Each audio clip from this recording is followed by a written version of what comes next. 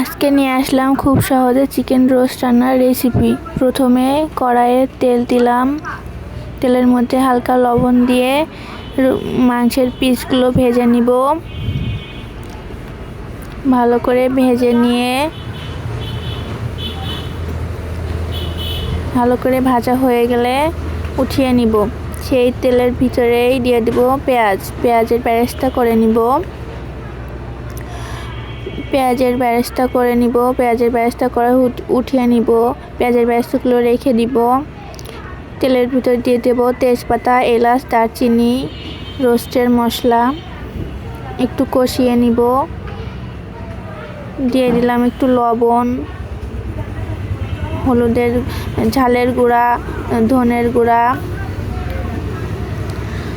আর আদা বাটা, রসুন বাটা, জিরা বাটা দিয়ে দিলাম একটু রোস্টের মশলা। কষিয়ে নিব। অল্প একটু কষিয়ে নিয়ে দিয়ে দিলাম টক দই। কষিয়ে নিব। এবার মুরগির পিসগুলো দিয়ে দিব।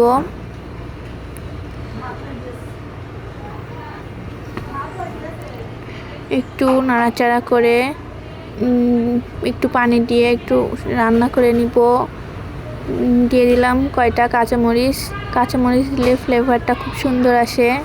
পেঁয়াজের বেরেস্তার ভিতরে দিয়ে দিব একটু গুঁড়া দুধ আর একটু চিনি। মিক্সড করে নিয়ে এগুলো রোস্টের উপর ছিটিয়ে দিব। রোস্টটা খেতে আরও বেশি সুস্বাদু হয়। রান্না প্রায় শেষের দিকে।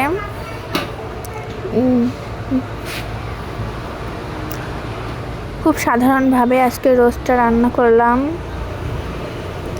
দেখতে খুবই লোভনীয় হয়েছে।